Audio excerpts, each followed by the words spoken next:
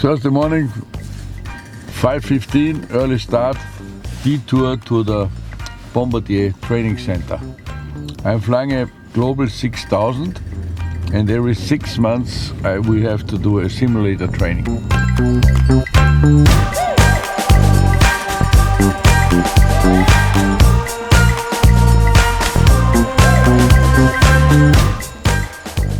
We came here yesterday morning. We flew 8 hours from Vienna to Montreal.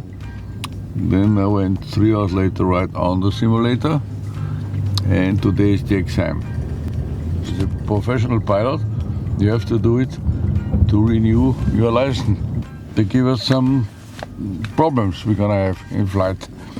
And then we have to follow the procedures, finish the problems properly, and only if we make no mistakes, then we get our license renewed. But I've been flying since '76, and I have about 19,000 hours flown in my life. Without the private flying and without flying by 6,000, I would not do all these things, because the enjoyment to decide in Vienna when to go, who is in the back, is the enjoyment I have today, and therefore I use these planes. I never was interested in acrobatic or funny flying. My only gain was to use the plane for my work. Racing, fearless, taking chances and risk has nothing to do with flying aviation, because flying is completely the opposite. You have to respect the rules perfectly. Don't go any other limits of airports where you're not allowed to. Then in my life, while I was racing, I was still flying my own airplanes. And I knew that when I got out of the racing car and I walked to the plane, that I had to switch the switch. Get rid of your risk, your craziness, your madness, and come down back to the roots, what is required to fly an airplane properly. And this was always my philosophy. On a plane I never had a problem ever, because I'm disciplined and respect the rules. Racing driver, I burned my ear at the Nürburgring because I was too quick. So make it simple. So you cannot compare these kind of things. The attention of details is for me always important.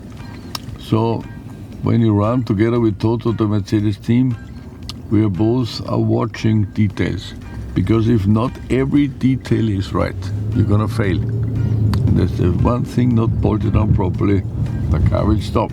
I have developed a special eye for details. I don't know why, but this was part of my racing times when I always walked around my Formula 1 car and tried to check that everything looks as it normally looks, that everything is bolted together properly, everything is where it should be, and all these kinds of things. So details in motor racing and flying is very much the same. And especially when you look at racing drivers or managers who have their own plane, they all look clean and perfect, because we respect the value of a technical machine.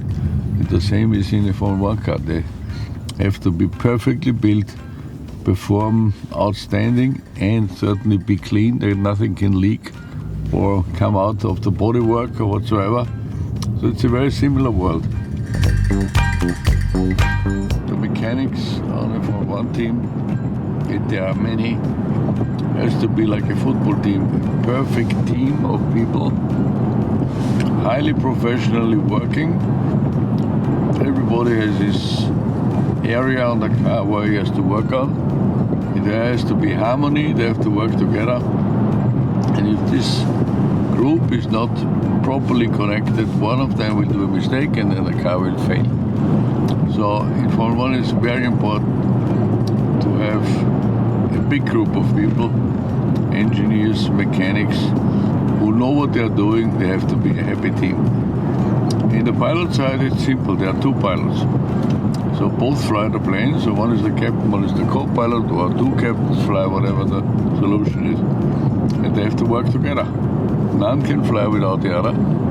And the key thing is, again, they have to be professionals and do exactly what the operational manuals tell them what to do. The work is divided between the two in their position, what they're in, and they have to work together without any friction.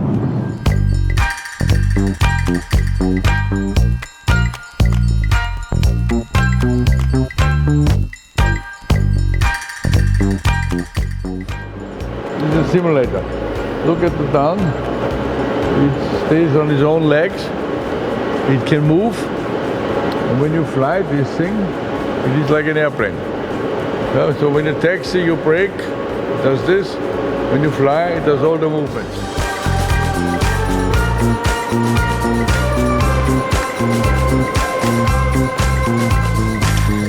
Here we're going to start now, playing around, trying any kind of difficulties you can get.